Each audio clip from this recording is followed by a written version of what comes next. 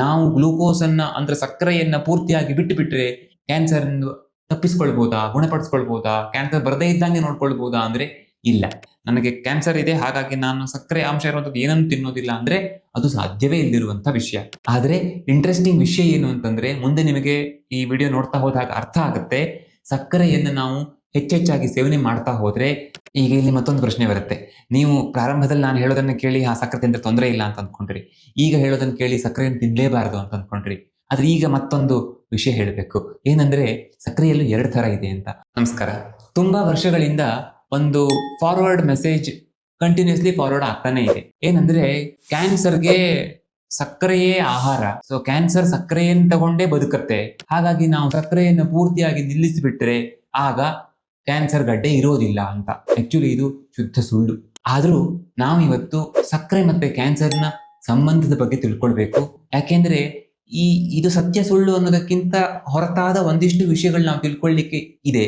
ಹಾಗಾಗಿ ನಮಗೆ ಕ್ಯಾನ್ಸರ್ ಇದೆ ಅಂತಾದ್ರೆ ಅದನ್ನ ತಡೆಯುವ ಅಥವಾ ಅದನ್ನು ಗುಣಪಡಿಸಿಕೊಳ್ಳುವ ಹಾದಿಯಲ್ಲಿ ಸಕ್ಕರೆಯ ವಿಷಯ ಒಂದು. ಇನ್ನೊಂದು, ನಮ್ಮ ಮಕ್ಕಳು ಅಥವಾ ನಾವು ಮುಂದೆ ಸಮಸ್ಯೆಯನ್ನು ಸಫರ್ ಆಗಬಾರದು ಅಂತಾದ್ರೆ ಸಕ್ಕರೆಯ ಬಳಕೆ ಹೇಗಿರಬೇಕು ಅನ್ನೋದನ್ನ ಇವತ್ತಿನ ವಿಡಿಯೋದಲ್ಲಿ ನೋಡೋಣ.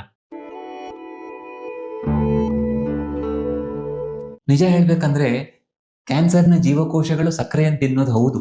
ಅಂದ್ರೆ ಗ್ಲೂಕೋಸ್ ಅನ್ನ ಸೇವನೆ ಮಾಡಿ ಗ್ಲೂಕೋಸ್ ಅನ್ನು ತೆಗೆದುಕೊಂಡೇ ಎಲ್ಲ ಜೀವಕೋಶಗಳು ಬದುಕೋದು, ನಮ್ಮ ದೇಹದ ಜೀವಕೋಶಗಳು ಹಾಗೆ ಕ್ಯಾನ್ಸರ್ ಜೀವಕೋಶಗಳು ಕೂಡ ಹಾಗೆ ಬದುಕೋದು. ಆದ್ರೆ ಈ ಕ್ಯಾನ್ಸರ್ ಜೀವಕೋಶಗಳಿವೆಯಲ್ಲ, ಇವು ಒಂಥರ ಹಾದಿ ತಪ್ಪಿದ ಒಂದು ಪಂಗಡದ ಹಾಗೆ. ಅಲ್ಲಿ ಅತಿಯಾಗಿ ರಿಪ್ರೊಡಕ್ಷನ್ ಆಗ್ತಾ ಇರುತ್ತೆ, ಜೀವಕೋಶಗಳು ಸಿಕ್ಕಾಪಟ್ಟೆ ಫಾಸ್ಟ್ ಆಗಿ ರಿಪ್ರೊಡ್ಯೂಸ್ ಆಗ್ತಾ ಇರ್ತವೆ. ಹಾಗಾಗಿ ಅವುಗಳಿಗೆ ಹೆಚ್ಚು ಹೆಚ್ಚು ಎನರ್ಜಿ ಬೇಕು, ಹಾಗಾಗಿ ಹೆಚ್ಚು ಸಕ್ಕರೆಯನ್ನು ಸೇವನೆ ಮಾಡ್ತವೆ. ಹಾಗಾಗಿ ಪೆಟ್ ಸ್ಕ್ಯಾನ್ ಮಾಡುವಾಗ ರೇಡಿಯೋ ಆಕ್ಟಿವ್ ಗ್ಲೂಕೋಸ್ ಅನ್ನ ಇಂಜೆಕ್ಟ್ ಮಾಡಿ ಸ್ಕ್ಯಾನ್ ಮಾಡೋದು, ಎಲ್ಲಿ ಹೆಚ್ಚೆಚ್ಚು ಸಕ್ಕರೆ ಬಳಕೆ ಆಗ್ತಾ ಇದೆ, ಗ್ಲೂಕೋಸ್ ಬಳಕೆ ಆಗ್ತಿದೆ ಅಂತ ನೋಡಿ ಪತ್ತೆ ಹಚ್ತಾರೆ. ಅಂದ್ರೆ ಖಂಡಿತ ಎಲ್ಲ ಜೀವಕೋಶಗಳಿಗೂ ಇದು ಬೇಕು, ಹಾಗೆ ಕ್ಯಾನ್ಸರ್ ಜೀವಕೋಶಗಳಿಗೂ ಬೇಕು, ಅವು ಹೆಚ್ಚಾಗಿ ಬಳಕೆ ಮಾಡ್ತವೆ. ಆದ್ರೆ ನಾವು ಗ್ಲೂಕೋಸ್ ಅನ್ನ ಅಂದ್ರೆ ಸಕ್ಕರೆಯನ್ನ ಪೂರ್ತಿಯಾಗಿ ಬಿಟ್ಟು ಬಿಟ್ರೆ ಕ್ಯಾನ್ಸರ್ ತಪ್ಪಿಸ್ಕೊಳ್ಬಹುದಾ, ಗುಣಪಡಿಸ್ಕೊಳ್ಬಹುದಾ, ಕ್ಯಾನ್ಸರ್ ಬರದೇ ಇದ್ದಂಗೆ ನೋಡ್ಕೊಳ್ಬಹುದಾ ಅಂದ್ರೆ ಇಲ್ಲ. ಯಾಕೆ ಅಂದ್ರೆ ನಾವು ತೆಗೆದುಕೊಳ್ಳುವ ಆಹಾರದಲ್ಲಿ ಗ್ಲೂಕೋಸ್ ಇದ್ದೇ ಇದೆ. ನಾವು ಅನ್ನ ಊಟ ಮಾಡ್ತೇವೆ ಅಥವಾ ಚಪಾತಿ ತಿಂತೇವೆ ಅಥವಾ ಬೇರೆ ಯಾವುದೇ ಆಹಾರ ಪದಾರ್ಥವನ್ನು ತೆಗೆದುಕೊಂಡು ನಮ್ಮ ದೇಹ ಅದನ್ನ ಗ್ಲೂಕೋಸ್ ಆಗಿ ಕನ್ವರ್ಟ್ ಮಾಡಿಕೊಂಡು ಅದನ್ನ ನಮ್ಮ ದೇಹಕ್ಕೆ ಶಕ್ತಿಯಾಗಿ ಕೊಡುತ್ತೆ. ನಮ್ಮ ಹಾರ್ಟ್ಗೆ ಬೇಕು, ಬ್ರೈನ್ಗೆ ಬೇಕು, ಎಲ್ಲದಕ್ಕೂ ಬೇಕು. ಹಾಗೆ ಇವು ಅದನ್ನ ಸೇವನೆ ಮಾಡ್ತವೆ. ಹೀಗೆ ಆಗುವಾಗ ನಾವು ಸಂಪೂರ್ಣವಾಗಿ ಕಾರ್ಬೋಹೈಡ್ರೇಟ್ ಬಿಟ್ಟು ಬಿಡ್ತೇವೆ. ಸಕ್ಕರೆಯ ಅಂಶ ಅಂತ ಇರುವಂತದ್ದು ಯಾವುದನ್ನು ಸೇವನೆ ಮಾಡೋದಿಲ್ಲ ಅಂತ ಹೇಳಿದ್ರೂ ಕೂಡ ನಮ್ಮ ದೇಹಕ್ಕೆ ಗ್ಲೂಕೋಸ್ ಬೇಕಾಗಿರೋದ್ರಿಂದ ಲಿವರ್ ಸ್ಟೋರ್ ಮಾಡಿಟ್ಕೊಂಡಿರೋಂತ ಫ್ಯಾಟ್ ಅನ್ನ, ಪ್ರೋಟೀನ್ ಅನ್ನ ಗ್ಲೂಕೋಸ್ ಕನ್ವರ್ಟ್ ಮಾಡಿ ದೇಹಕ್ಕೆ ಕೊಡುತ್ತೆ. ಯಾಕಂದ್ರೆ ದೇಹಕ್ಕೆ ಅದು ಬೇಕೇ ಬೇಕು ಅಂತ. ಹಾಗಾಗಿ ಇದು ಹುಚ್ಚುತನ ಆಗತ್ತೆ. ನನಗೆ ಕ್ಯಾನ್ಸರ್ ಇದೆ, ಹಾಗಾಗಿ ನಾನು ಸಕ್ಕರೆ ಅಂಶ ಇರುವಂತದ್ದು ಏನನ್ನು ತಿನ್ನೋದಿಲ್ಲ ಅಂದ್ರೆ ಅದು ಸಾಧ್ಯವೇ ಇಲ್ದಿರುವಂತ ವಿಷಯ. ಆದ್ರೆ ಇಂಟ್ರೆಸ್ಟಿಂಗ್ ವಿಷಯ ಏನು ಅಂತಂದ್ರೆ, ಮುಂದೆ ನಿಮಗೆ ಈ ವಿಡಿಯೋ ನೋಡ್ತಾ ಹೋದಾಗ ಅರ್ಥ ಆಗುತ್ತೆ. ಸಕ್ಕರೆಯನ್ನು ನಾವು ಹೆಚ್ಚೆಚ್ಚಾಗಿ ಸೇವನೆ ಮಾಡ್ತಾ ಹೋದ್ರೆ ಕ್ಯಾನ್ಸರ್ ಬರುವಂತ ಸಾಧ್ಯತೆ ಹೆಚ್ಚಾಗುತ್ತೆ. ಕ್ಯಾನ್ಸರ್ ಇರುವವರಿಗೆ ಕೂಡ ಸಮಸ್ಯೆ ಸ್ವಲ್ಪ ಹೆಚ್ಚಾಗಿ ತೊಂದರೆ ಕೊಡುವಂತ ಸಾಧ್ಯತೆ ಜಾಸ್ತಿ ಅಂತ.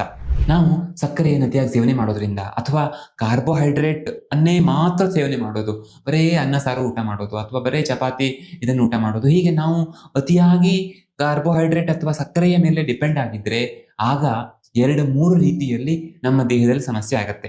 ಮೊದಲನೇದಾಗಿ, ಹೆಚ್ಚೆಚ್ಚು ನಾವು ಸಕ್ಕರೆಯನ್ನು ಸೇವನೆ ಮಾಡಿದಾಗ ಅದನ್ನ ನ್ಯೂಟ್ರಲೈಸ್ ಮಾಡಲಿಕ್ಕೆ ಇನ್ಸುಲಿನ್ ಬಿಡುಗಡೆ ಜಾಸ್ತಿ ಆಗುತ್ತೆ. ಇದಕ್ಕೆ ಹೈಪರ್ ಇನ್ಸುಲಿನೇಮಿಯಾ ಅಂತ ಹೇಳ್ತಾರೆ.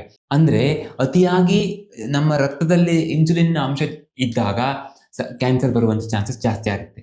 ಮತ್ತೆ ಈ ಅತಿಯಾದ ಸಕ್ಕರೆ ಸೇವನೆಯಿಂದ ನಮ್ಮ ವಿಸರಲ್ ಫ್ಯಾಟ್ ಅಂದ್ರೆ ಹೊಟ್ಟೆಯ ಬೊಜ್ಜು ಜಾಸ್ತಿ ಆಗುತ್ತೆ. ಸಿಂಪಲ್ ಆಗಿ ಬೊಜ್ಜು ಅಂತ ಅಂದ್ಕೊಳ್ಳೋಣ, ಅದು ಜಾಸ್ತಿ ಆಗುತ್ತೆ. ಅದು ಜಾಸ್ತಿ ಆದಷ್ಟು ಅದು ಒಂಥರ ಈ ಹಾರ್ಮೋನ್ಗಳನ್ನು ಬಿಡುಗಡೆ ಮಾಡುವ ಅಂಗದ ತರ ಕೆಲಸ ಮಾಡುತ್ತೆ, ಅದೊಂದು ಆರ್ಗನ್ ತರ. ಹಾಗೆ ನಮ್ಮ ದೇಹದಲ್ಲಿ ತೊಂದರೆಯನ್ನು ಉಂಟು ಮಾಡುವಂತ, ಕ್ಯಾನ್ಸರ್ ಅನ್ನ ಉಂಟು ಮಾಡುವಂತ ಕೆಲವು ಹಾರ್ಮೋನ್ಗಳು ಅತಿಯಾಗಿ ಬಿಡುಗಡೆ ಆಗ್ಲಿಕ್ಕೆ, ಅಂದ್ರೆ ಅವು ಅತಿಯಾದಾಗ ಕ್ಯಾನ್ಸರ್ ಸಮಸ್ಯೆಗಳು ಹೆಚ್ಚಾಗ್ಲಿಕ್ಕೆ ಅಥವಾ ಬರ್ಲಿಕ್ಕೆ ಕಾರಣ ಆಗುತ್ತೆ ಅಂತ. ಇನ್ನು 3ನೇದಾಗಿ, ಸಹಜವಾಗಿ ನಮ್ಮ ದೇಹದಲ್ಲಿ, ಇಡೀ ದೇಹದಲ್ಲಿ ತುಂಬಾ ದೀರ್ಘಕಾಲ ಇನ್ಫ್ಲಮೇಷನ್ ಇರೋ ತರ ಆಗತ್ತೆ, ಉರಿಯೂತ ಅಂತ ನಾವು ಹೇಳ್ತೀವಲ್ಲ, ಈ ಸಕ್ಕರೆಯ ಕಾರಣದಿಂದ ಹಂಗಾಗುತ್ತೆ. ಅದರಿಂದಾಗಿ DNA ಡ್ಯಾಮೇಜ್ ಆಗ್ಬೋದು. DNA ಅಂದ್ರೆ ನಮ್ಮ ಜೀವಕೋಶದಲ್ಲಿ ಇರುವಂತಹ ಮೆಸೇಜ್ ಅಂತ ಹೇಳ್ಬೋದು. ಅದು ಡ್ಯಾಮೇಜ್ ಆದಾಗ ನಮಗೆ ಕ್ಯಾನ್ಸರ್ ಸೆಲ್ ಉಂಟಾಗುವ ಚಾನ್ಸಸ್ ಜಾಸ್ತಿ ಅಂತ. ಅಂದ್ರೆ ಅಪ್ಪ ಹಾಳಾದಾಗ ಮಗ ಕೂಡ ಹಾಳಾಗ್ತಾನೆ, ಆಮೇಲೆ ಇಡೀ ವಂಶವೇ ಹಾಳಾಗಿ ಹೋಗುತ್ತೆ ಅನ್ನೋ ತರ. ಮತ್ತೆ ಇಮ್ಯುನಿಟಿ ಕೂಡ ಸಪ್ರೆಸ್ ಆಗುತ್ತೆ. ಯಾಕೆ ಅಂದ್ರೆ ಎಲ್ಲೋ ಒಂದ್ ಕಡೆ ಒಂದು ಹಾಳಾದ ಒಂದು ಸೆಲ್ ಹುಟ್ಟುಕೊಳ್ತು ಅಂತಾದ್ರೆ ಆಗ ಆ ಸೆಲ್ ಅನ್ನ ನಮ್ಮ ಇಮ್ಯುನಿಟಿ ಹೊಡೆದಾಕತ್ತೆ. ಯಾಕೆಂದ್ರೆ ಇದು ಮುಂದೆ ಕ್ಯಾನ್ಸರ್ ಆಗುತ್ತೆ ಅನ್ನುವ ಕಾರಣಕ್ಕೆ. ಆದ್ರೆ ಇಮ್ಯುನಿಟಿ ಡೌನ್ ಆದಾಗ ಇದೆಲ್ಲ ಸಮಸ್ಯೆಗಳು ಆಗ್ತವೆ ಅಂತ. ಅಂದ್ರೆ ಮೊದಲನೇದಾಗಿ ಈ ಇನ್ಸುಲಿನ್ ತುಂಬಾ ಇದ್ದಾಗ ಅದು ಒಂಥರ ಇನ್ಸುಲಿನ್ ಲೈಕ್ ಗ್ರೋತ್ ಫ್ಯಾಕ್ಟರ್ ಅಂತ ಹೇಳ್ತಾರೆ. ಇದನ್ನ ಅದು ಸಹಜವಾಗಿ ಹೆಚ್ಚಾಗುತ್ತೆ ನಮ್ಮ ದೇಹದಲ್ಲಿ. ಇದು ಏನ್ ಮಾಡುತ್ತೆ ಅಂತಂದ್ರೆ ಇಡೀ ದೇಹದಲ್ಲಿ ಸೆಲ್ಯುಲರ್ ಡಿವಿಷನ್ ಸಿಕ್ಕಾಪಟ್ಟೆ ಆಗ್ಬೇಕು ಅಂತ ಇದ್ ಮಾಡುತ್ತೆ.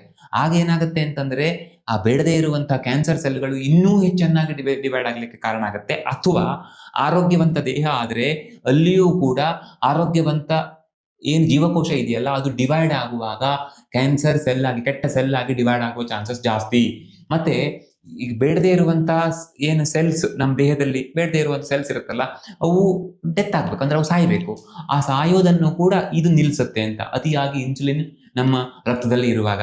ಹಾಗಾಗಿ ಸಕ್ಕರೆಯ ಸೇವನೆ ಸಮಸ್ಯೆಯನ್ನು ಉಂಟು ಮಾಡುತ್ತೆ. ಈಗ ಇಲ್ಲಿ ಮತ್ತೊಂದು ಪ್ರಶ್ನೆ ಬರುತ್ತೆ.